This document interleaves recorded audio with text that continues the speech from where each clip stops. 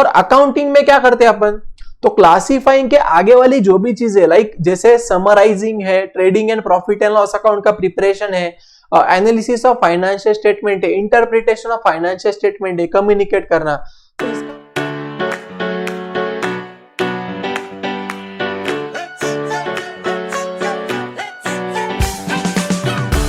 Hello दोस्तों, welcome back to the channel of Sarang Gujarati's commerce academy.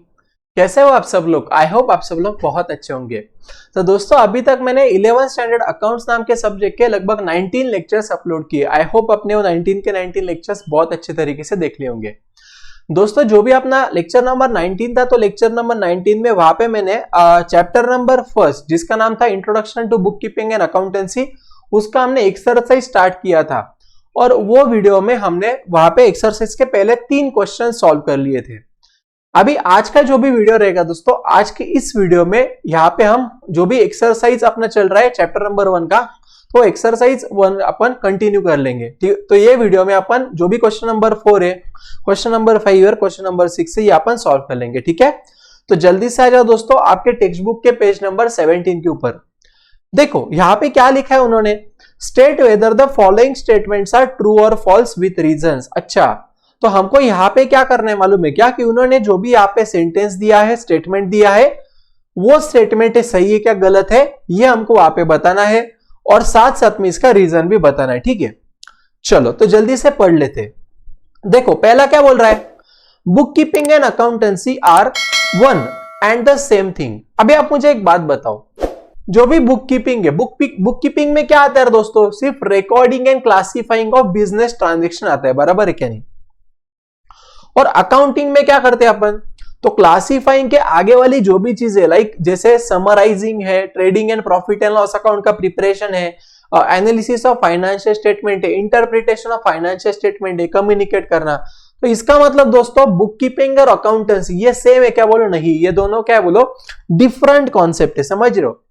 तो इसलिए इसका आंसर मैं यहाँ पे लिखूंगा दोस्तों, क्या लिखूंगा बोलो, फॉल्स। ये क्या है यहाँ पे, फॉल्स है, समझा, यहाँ पे मैं लिखूंगा फॉल्स, समझ रहे हो ना।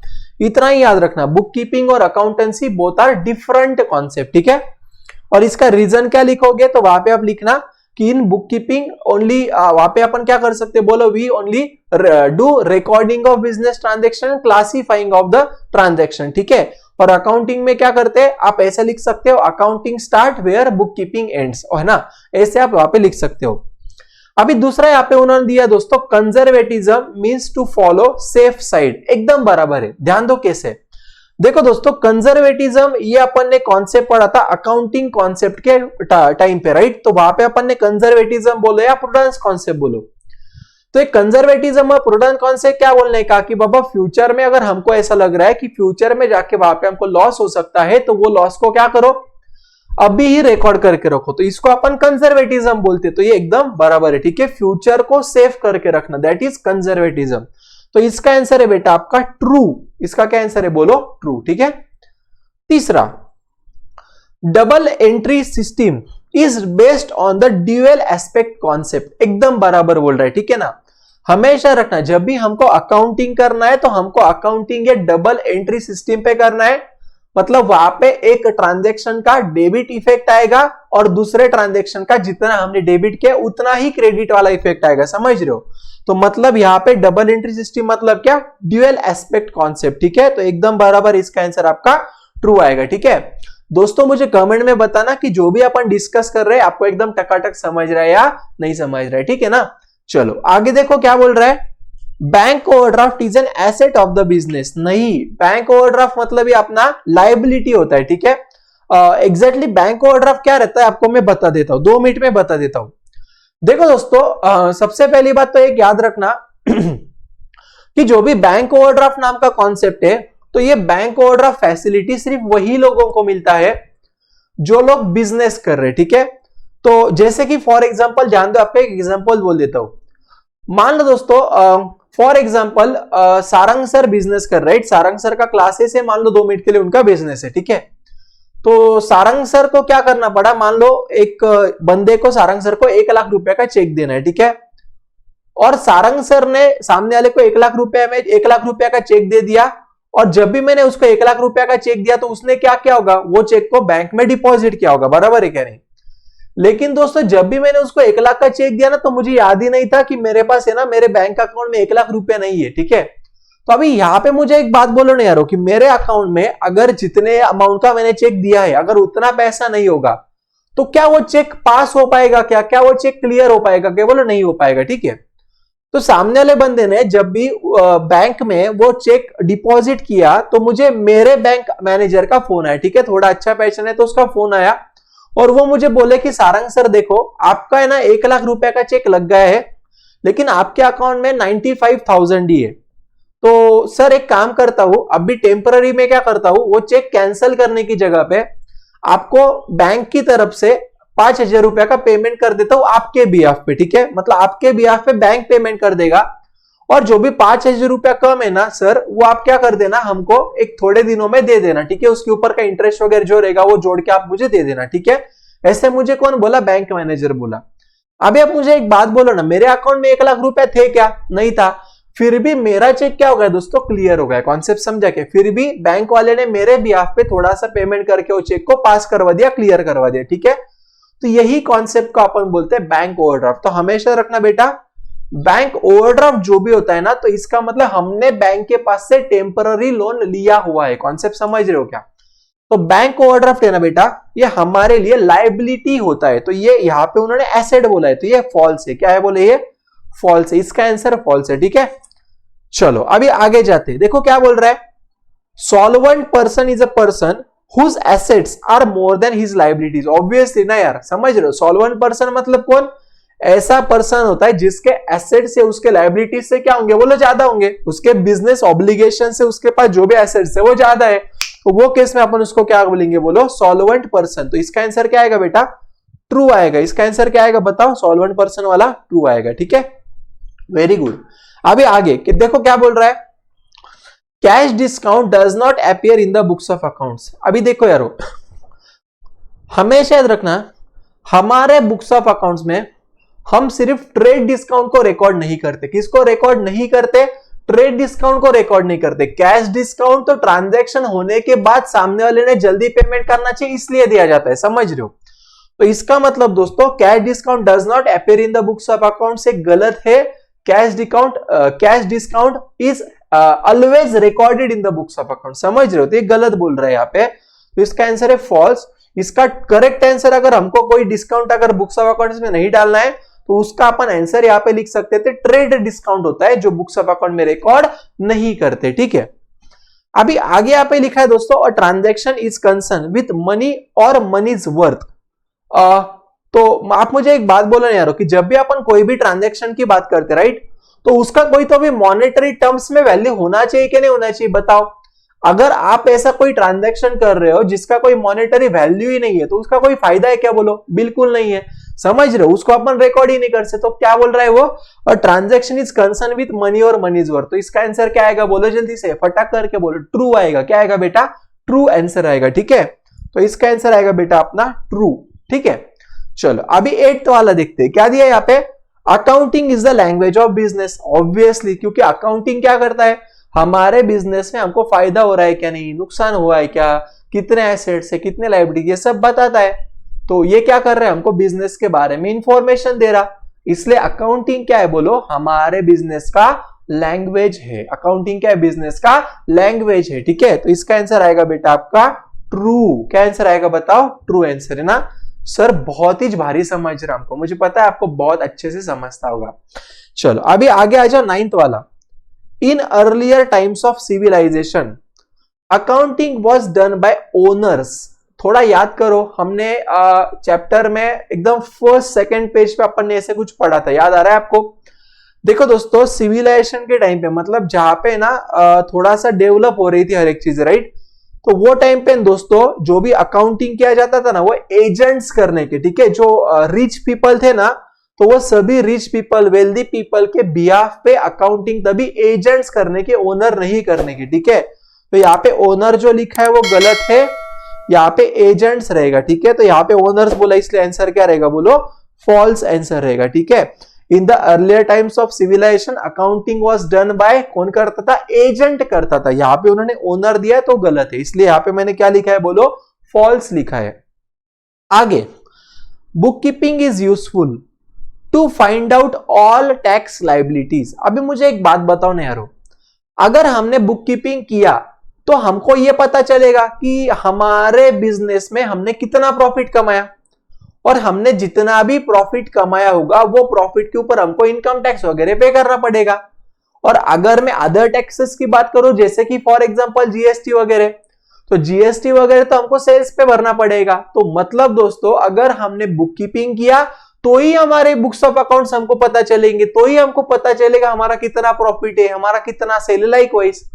तो अगर हमने बुक कीपिंग ही नहीं किया तो अकाउंटिंग ही नहीं हो पाएगा। मतलब क्या दोस्तों कि यहाँ पे book keeping is really useful to find out the all tax liability. समझ रहे? तो इसका आंसर क्या आएगा बेटा आपका? ट्रू आएगा। इसका आंसर क्या आएगा बोला आपका?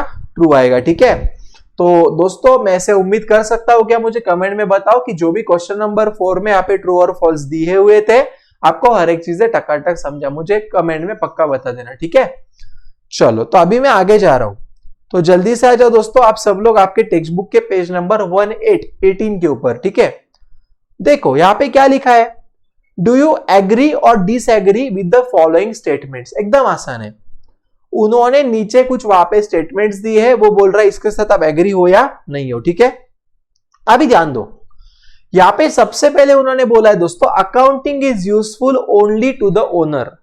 अभी मुझे एक बात बोलो, जब भी हम कोई भी चीजों का अकाउंटिंग करेंगे तो हमारे फाइनेंशियल स्टेटमेंट को सिर्फ ओनर यूज करेगा क्या? नहीं, तो हमारे फाइनेंशियल स्टेटमेंट को दोस्तों जैसे कि फॉर एग्जांपल स्टेक होल्डर्स है, मैनेजर्स है, गवर्नमेंट है, हर एक लोग यूज करेंगे। बराबर है क्या नहीं? तो यहाँ पे वो ओनली टू द ओनर बोल रहा है ना, यहाँ पे मैं डिसएग्री हूं, तो इसका आंसर क्या रहेगा बोलो जल्दी से मेरे यारो? डिसएग्री होगा। क्या होगा बोलो? डिसएग्री होगा। ठीक है, अभी आगे दूसरा, book keeping is an art comma science. अभी आप लोग मुझे बताओ, जब भी मैं बुक कीपिंग की बात कर रहा हूं तो बुक कीपिंग आर्ट भी है और साइंस भी है, सही है क्या नहीं? क्योंकि बुक कीपिंग आर्ट इसलिए क्योंकि हर एक लोगों को नहीं आता, और बुक कीपिंग है साइंस इसलिए क्योंकि अगर हमको अकाउंटिंग प्रिंसिपल का अगर नॉलेज नहीं रहेगा तो हम बुक कीपिंग नहीं कर सकते, तो इसलिए बुक कीपिंग है साइंस भी है। तो इसका आंसर क्या रहेगा बेटा आपका? एग्री। इसका आंसर क्या रहेगा बोलो? एग्री। हम ये स्टेटमेंट के साथ एग्री है, बराबर बोल रहा है। आगे, bills payable is an asset of the business. गलत बोल रहा है वो। बिल्स पेएबल मतलब क्या? हमको लोगों को पैसा देना है तो हमारा वो लायबिलिटी हो जाएगा, तो यहाँ पे उन्होंने एसेट्स दिया है, तो ये क्या है बोला आपका? डिसएग्री। ये क्या आपका बोलो जल्दी से दोस्तों? डिसएग्री। गलत बोल रहा है वो। ठीक है, चलो आगे देखो जल्दी से क्या बोल रहा है। सब लोगों को समझ तो रहा है ना, हर एक चीजें ध्यान में आ रही ना अपन क्या पढ़ रहे? अगर आपको कोई भी चीजों में डाउट होगा तो कमेंट में पक्का बता देना। ठीक है, मैं आपको बार बार बोल रहा हूं। चलो तो आ जाओ जल्दी से दोस्तों 4th पे। देखो क्या बोल रहा है, in book keeping and accountancy only non monetary transactions are recorded. पागल किधर का, कुछ भी बोल रहा है। अपन जब भी बुक कीपिंग करते हैं, जब भी अपन अकाउंटिंग करते हैं, जब भी अपन अकाउंटेंसी जो भी रहेगा यार, तो यहाँ पे आप मॉनेटरी ट्रांजेक्शन का करते हैं क्या नॉन मॉनेटरी ट्रांजेक्शन का करते हैं? सब लोग मुझे कमेंट में बताओ। कुछ भी बोल रहा है ये, यहाँ पे नॉन मॉनेटरी हो ही नहीं सकता है। यहाँ पे देखो क्या बोल रहा है, in book keeping and accountancy only non monetary बोल रहा है, गलत बोल रहे हो। तो इसका आंसर क्या आएगा बोलो जल्दी से मेरे यारो? इसका आंसर क्या आएगा बोलो जल्दी से? डिसएग्री। क्या आएगा बोलो? डिसएग्री। यहाँ पे मॉनेटरी ट्रांजेक्शंस रहता है, समझ रहे हो ना? आगे 5th वाला, the assets which give long term benefit to the business are fixed assets. अभी मुझे एक बात बोलो ना, कि ऐसे एसेट्स जो हमको लॉन्ग टर्म बेनिफिट देंगे, मतलब 1 साल से ज्यादा के लिए बेनिफिट देंगे, तो क्या वो एसेट्स को हम फिक्स्ड एसेट्स बोल सकते हैं क्या? हाँ, वो हमारे फिक्स्ड एसेट्स ही होते हैं। तो इसका आंसर आएगा बेटा आपका एग्री। इसका आंसर क्या आएगा बोला आपका? एग्री। ठीक है, तो आई होप दोस्तों आपको क्वेश्चन नंबर 5 बहुत अच्छे से समझा होगा। समझा है कि नहीं बताओ जल्दी से? चिंटुकले पिंटुकले लोगो आ रहा है ना ध्यान में? चलो आगे देखो, अभी 6th वाला क्या बोल रहा है क्वेश्चन नंबर 6 में, कंप्लीट द फॉलोइंग सेंटेंसेस। अच्छा कर लेंगे, कोई टेंशन नहीं है।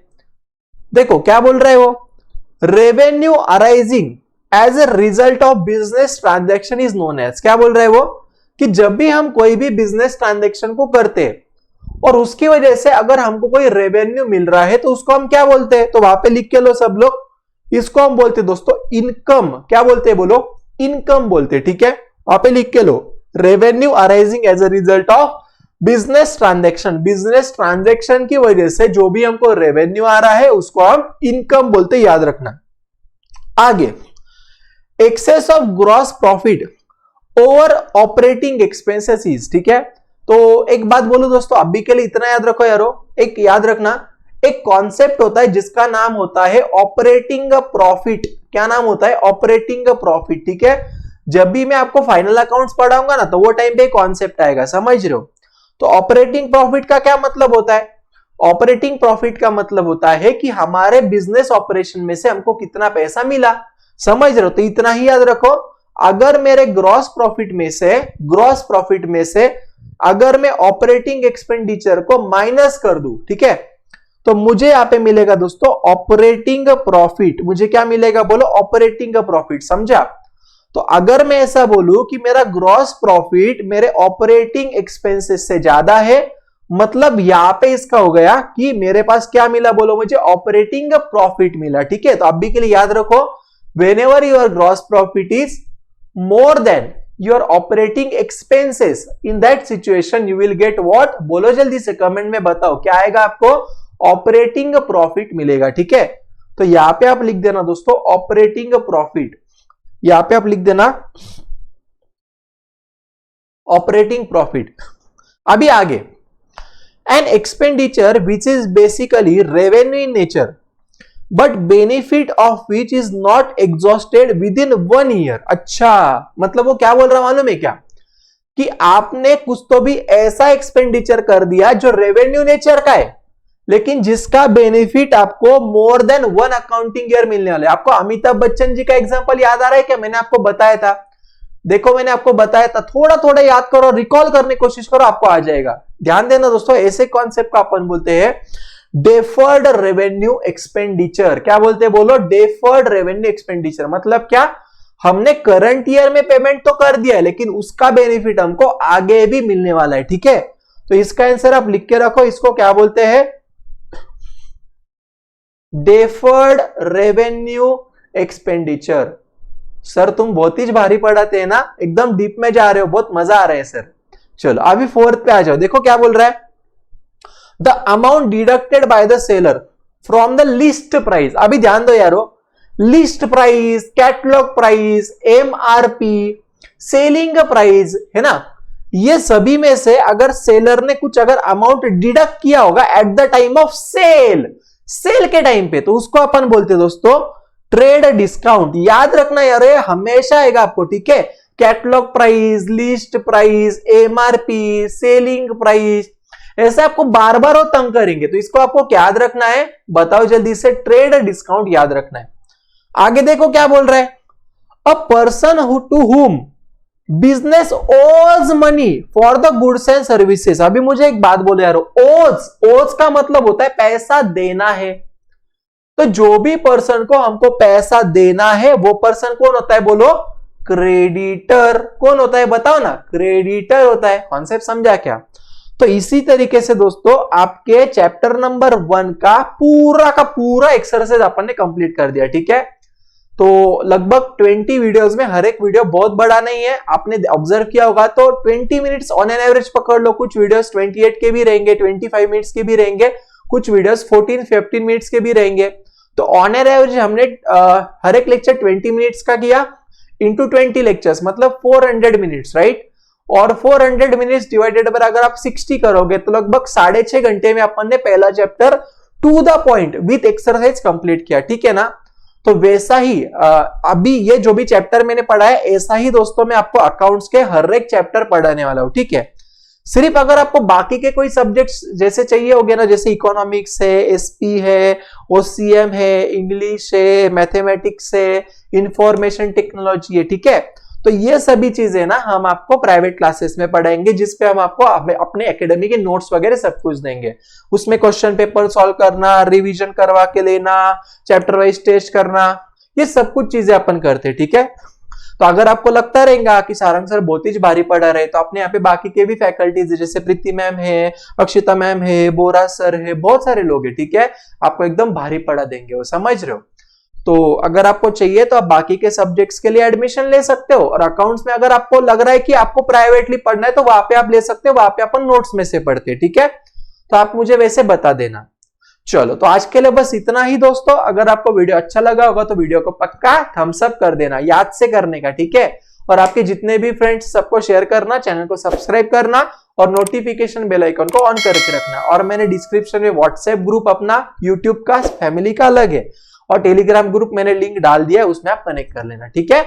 चलो तो थैंक यू सो मच दोस्तों। मुझे कमेंट में पक्का बता देना कि आपको फर्स्ट चैप्टर एकदम टकाटक समझा क्या नहीं समझा, ठीक है ना। तो अपन मिलते हैं अगली वीडियो में, वहां पे हम चैप्टर नंबर 2 स्टार्ट कर देंगे। तो बाय बाय दोस्तों, टाटा।